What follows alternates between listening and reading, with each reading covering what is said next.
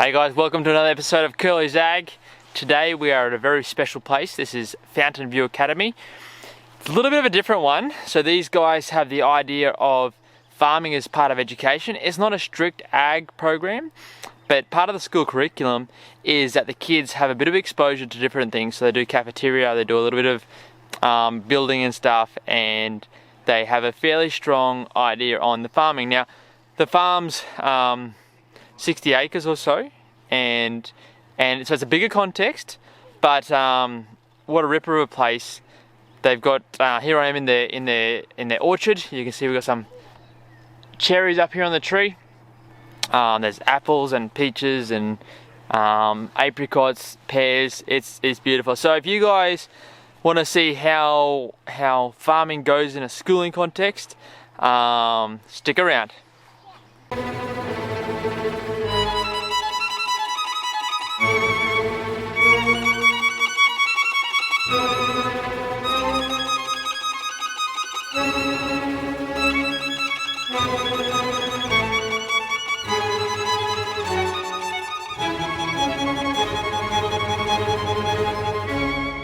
Alright, so here we are.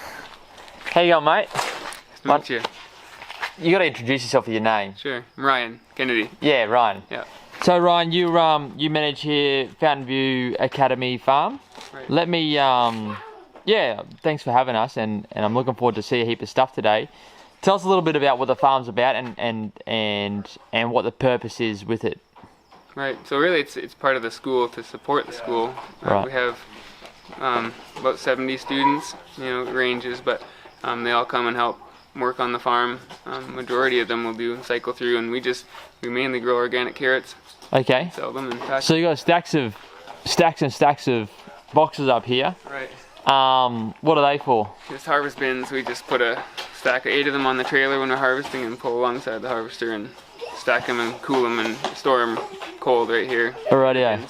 And so you got to take us through the operation, show us how it all works. I won't jump ahead of the gun. Let's get into it, Ryan. Sure. Let's go and have a look. Summer maintenance going on, so that's our wash area, packing area. Alright, so take us through the steps. So you'll bring in a heap of, in here, is it? Yeah, so we come in and we just, like students will all come up here and then they get their gloves and vests on and everything. And we have coolers, 6 coolers, 5 of them. So wait a second, so we've got earmuffs and gloves here for the students. Right, and we have a table there with them. And so where do you park your trailer? Oh, the trailer, so the trailers come in on the concrete pad outside. Oh, outside, and then you forklift them in here? And then we move them with the forklift. Okay, and then you stick it up here, do you? Right. And that... You pull them out of the coolers here. Oh, so you cool them first? Right, they're okay, alright, sorry, I jumped ahead of myself. So Okay, so these are coolers. Let's crack one open and see what they look like, Ryan. yeah, we just pre-order it. Yeah, right. They're a nice size coolers. So if the kids misbehave, you can lock them in here as well for a little while. Okay. So you've got 6 of these. Yeah. So all them boxes that are out there will come in here, Right. basically. Right. Yeah, right. Full time it's packed full of cooler of Okay. And so do you wash them all year round, or do you wash them all at once? No, it's we're washing since harvest about September. Is when we usually start up the line, then we finish harvest November. Okay. So we're 2 months to harvest, and you're washing the whole time through that, or do you wash through winter? We start in about September till March, April. Sometimes it's been as late as May or early June. Right. So it's 2 months full on harvesting, but then you're washing and selling will extend out through the season for a while. Okay, so take us into the washing now. Show us what's going on here. So that's just the bin dump. We just forklift it up there and then dumps it in there and they get washed. And that flicks over, so that you put the bin in there, that flicks it over, and they fall into this tumbler or washer or whatever it is, and that just basically has water squirting in there. Oh yep. The water gets on top. Through the pipe there. Yeah, and then it'll fall down and come out on the belts over. There's some belts over here. Pass through there and then back in and hand sort it, hand weigh it. Yeah, okay. Right here, so it comes along. All right. Okay, so it goes through here. Scales. And so, okay, so let me get around here. Right. So between these two conveyor belts do the same thing, I take it? Right. And so the kids pick them up off the line and put them on there to the right weight, then put them into bags and they tip forwards or something? Yeah, they tip forwards. And you're like a 2 or 3 kilos or pounds or something you run here? Yeah, we're 2 pounds and 5 pounds, and we have bulk 25 pound for juicing and stuff like that. Okay. And then we started this just having a bin on the end. Some of the guys take the number 3 culls and grind them into dog food. Yeah, okay. They have. So you also grade them as they go through here? Right. Yeah. And when do you do your top and tailing, or is that done in the field? The tops, take the tops off them? Yes, that's in the field. That's in the field, so you just got clean, green-free carrots coming in here, and they're graded and then packed and then things. So a part of this, Ryan, so the children, so this is an academy like you said, and the children, and so do the kids get paid for doing the work here, or? Yeah, they get the education and stuff for working here, but they get some towards their scholarship too when they're working back towards their schooling. And the ones that stay for the summer, they really get a good crew and they get wages. They get good pay to come. Right, so you got basically so Fountainview set up to teach kids not just theory, but also how to practically work, and so that's part of their curriculum is working, and they rotate through different bits in the school here. Right. But also you have the scholarship, which is the summertime works. The kids who want to work, they get something like that, isn't it? Toward their schooling, yeah, get paid towards their schooling, the time they spend here. So it's not slave labour. It's just a symbiotic relationship of kids getting into the workforce. And when we're kids, what age groups or what grades are we doing here? Just 10 to 12. So 10 to 12, so like 15 to 16, 18, yeah. Okay. All right, so you got your carrots graded here. Yeah. So this is pretty well the wash and pack area of things. Right. What's the rest of the place? What do we got on the rest of the place? We go down here now. We've got the harvesters up in the shop with some of the other implements and tools and stuff. Right, some of the machinery. Oh, this is all the good stuff in here, eh? This is all the feeding and spreader, and we got cultivators and. Okay, so this is your direct seeder, vacuum seeder. Vacuum seeder, yeah. And you put your seed in your hopper here. Right. With your little vacuum plate on the side. What brand's this one? Stanhay. Stanhay. Is it I've never heard of it. Yeah, is it a Canadian? No, seeder? I don't remember where. I think it's right there. English. Britain. Yeah. Yeah. Okay. All right. They work. So it's got a little roller on the front to set the depth. Right, and then the little channels go through, and the seed disc, and it seeds three at a time, does it? Yeah, 3 rows of 4 carrots per row. Really? Okay, so that's pretty cool. So it flattens it, and then it sets little. It divides it up and then drops into each row one carrot seed. Yeah, it's pretty neat. Yeah, pretty. How it was engineered, and I guess you're into that kind of. Yeah. I like to see how this thing works. This is a bit of my. Yeah. So. And put the seed disc in there once it's running and sucks it tight to this side. Yeah. And the vacuum up here and pressure. One for each row. Right. That is nice. Little adjustable singulators, so depending. This is where it pops out for each different row. Right. Yeah. Kind of agitates in there, and it's pretty expensive bit of gear, but it saves a lot of. Oh, saves a lot of time. We had last year, some of them weeds got too big in the grass, so we pull them out, and then you get like 2-pound carrots. Yeah, right. You just can't sell them for much other than dog food and juice them here on campus, but. Right. Yeah. Okay, so this is your seeder. Yeah. This is your. Sorry, I'll let you finish that. Over here, you got your compost spreader. Yeah, it's an old manure spreader we use alfalfa pellets mainly for. Alfalfa pellets. Yeah. Really, and that's a nitrogen fixing. Right, and they add some of the phosphate and they have different mixtures. And what do when you say alfalfa pellet, like what's it made of? It's just pure alfalfa. Really? Ground up, and then they just pelletize it because it's so pure. It just holds together with no capsule, nothing like that. Yeah, right. I'm no expert on that, but it breaks down pretty quick. And it's pretty good. So. You noticed it really.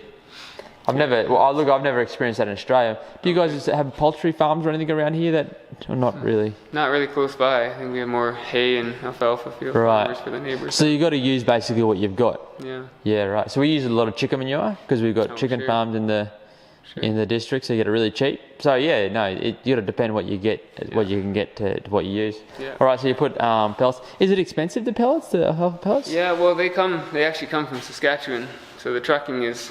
It's 2 provinces, about 20 hours away. Oh, is it really? So it's a ways, but they have other guys that they truck out here for too. All right. So we kind of piggyback and get a good load. And how many kilos would you put on an acre or? It's about pounds. Half a tote an acre. Well, no, half a tote an acre, and they're about 1,000 pounds. About 1,000 for pounds. half a pound, so 2,000 pounds per tote. So it's about 1,000 pounds an acre. 1,000 pounds is about kilos is 2.2. 400, yeah, 350, 400 kilos an acre. Okay, all right. And then your old New Holland here, which is what you use for your workhorse. Yeah. And so you do cultivating and harvesting. Is this your only tractor that you run, or? No, this is the bigger job. We had another one that it went out, and the other one is, it's not as safe. You have working with students, we want to keep them safe. Safe, yeah, right. So this you got your like mowing and disking and slashing. Yeah. And harvesting, that one works. And then you got your cultivator over here on your International. Right. Some of the tire guide cultivator, and then pulling trails or hose reel. We irrigate with the hose reel, and then with hand line. Right. So you got a couple more out here. Is that a Landini? Is it? Yeah.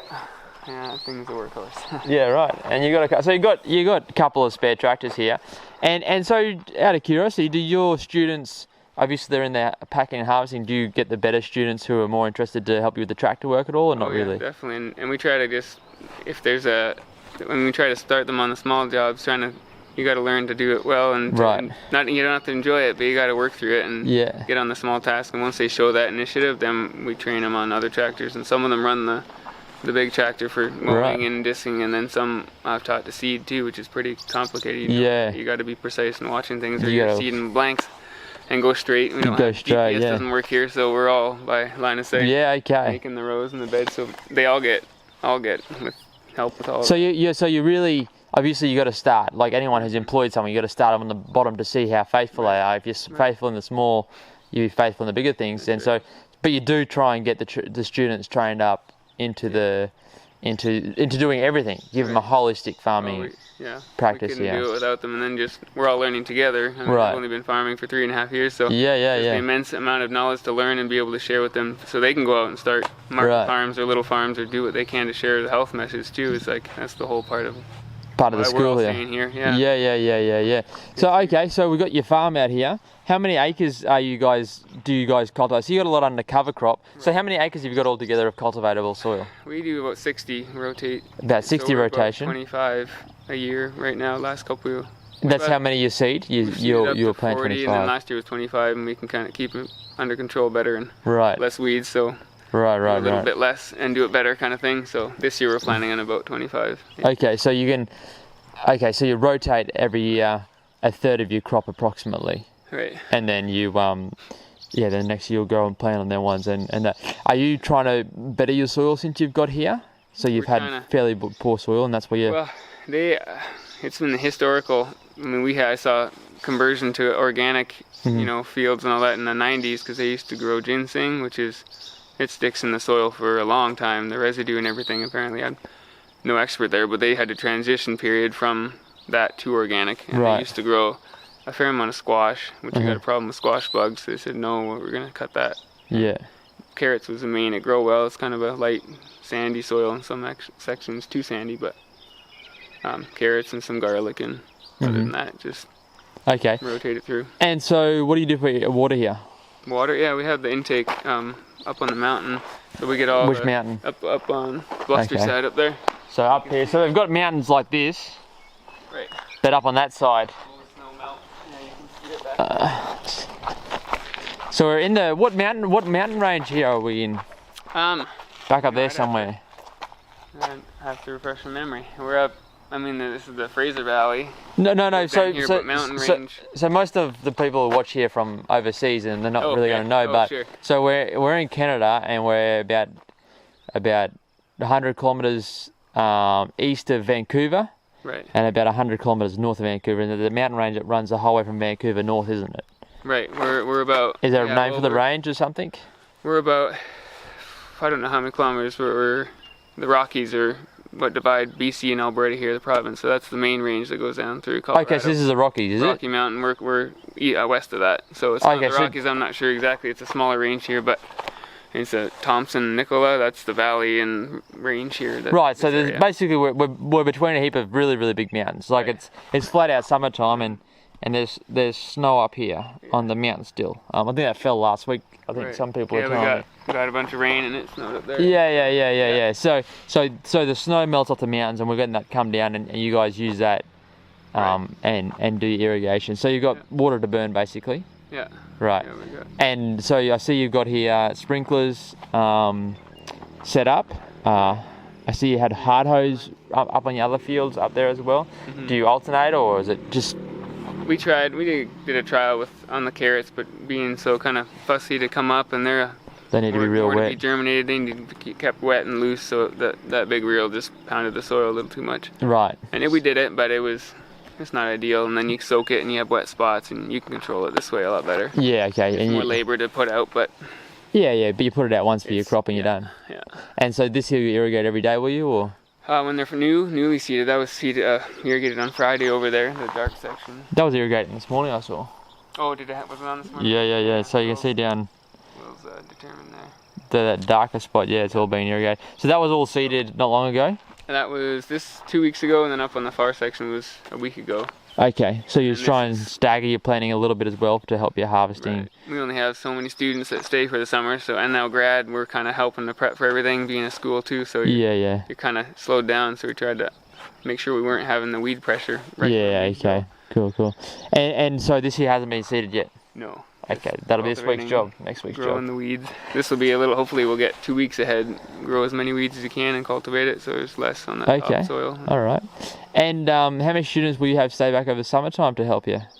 It's between 20 and then it goes down to 9, so it fluctuates pretty good. Do you know how many you'll have this year? That's about it. They're starting with about 20 and then it goes down. Oh, you mean like they're 20 at the start? It fluctuates, yeah. Okay, and they go away. They go away for vacation or home and then they come back before the school year. How many months is the break? It's about 8 weeks. 8 weeks, so 2 months. Yeah. Okay.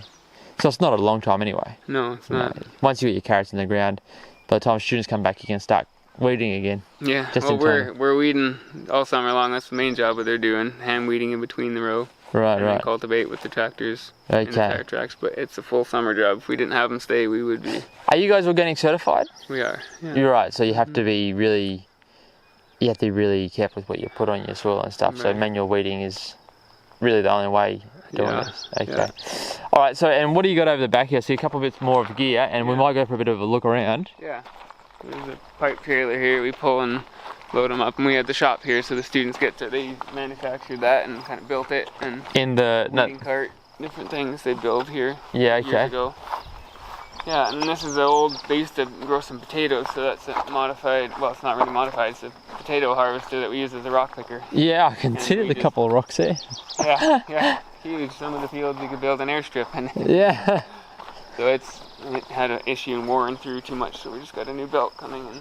So you're working on that one. This one here is another compost spreader? Old manure spreader. That's for your direct drilling for your cover crop, is it? Right, yeah. Your seeder over there. Yeah. And then where's your carrot picker? It's up at the shop. Is if it's open, we can go check it out. Yeah, okay. Alright, perfect. Single row. And then just a weed fix. That's actually Australia. Which one's that? Weed fix, the little tine weeder in between the carrot rows. We had part shipped from there last year, and that's a whole challenge to get stuff from here to there and there to here. But that was Australia designed. That one over there? Yeah, with the cover on the seat up top, so someone just sits and shifts it, and it weeds in between the rows. Weed fix. So, pretty neat set up there. Alright, so, it's hydraulically driven with a little twisty twist. Right. And that's your rows of carrots go between the middle there. Yeah. Right. And that weeds in it. And so the person on the seat controls left and right to keep it in the middle of the row. Right, behind the tractor. Yeah, right. I didn't know Australians make this. I knew that there's the French, I think the French make some. Oh, okay. And I think Americans, the American company. Some different setup. Yeah, okay. That's pretty cool though, yeah, alright. Yeah. And your deep rippers here, are they, or? Yeah, the ripper, we have another one, it's around the other side there, but and to rip to loosen that. We have some wet spots in the field with the kind of real sandy soil, then some of it's just thicker, dense, and yeah, cool. Break it up there, and Alright, let's go and have a look at the rest of the farm. Yeah. Yeah, right, so they've got their seeder here. You can see the students have been practicing. It's not quite straight. First time on the cultivator, this student? No, they were first time this year. Yeah, but I mean, like, it's a bit. Oh yeah, but this field was me, so that's even me going. Oh, it's you. Oh, okay, all right. Yep. I would have just said, yeah, no, it's the students. Yeah. And so they've got all these carrots. How many kilos of, or how many pounds of carrots do you get out of here? It was about, last year was 860,000 pounds. 860,000 pounds. Yeah. 25 acres, so that's... About 400 tons of carrots come out of here. See him just coming up. All right then, Ryan, what have we got here? So here, we got some of the calf produce, the kale and broccoli and squash. Right, so just got like a little muck garden. Put in, yeah. Is this a voluntary student activity, or? This is, during the summer they're working on the farm, so they really only have one student for meal prep, so it's really just a bit of fun. Cooks and stuff. It's and a bit of fun on the side. Do it, yeah. Yeah, okay. And some tomatoes in there and stuff, and they... Okay, I got a couple of tomatoes. A bit, and then the rest is just staff too can grow in here and for the homes and feed the families, so... Yeah, okay. I don't know what they're used for right now. Bit of disrepair. Yeah. So they're a bit of a transition stage here. Jesse was just telling me the farm used to manage this, and now it's gone back to sort of like a bit of a cafeteria side thing. Right.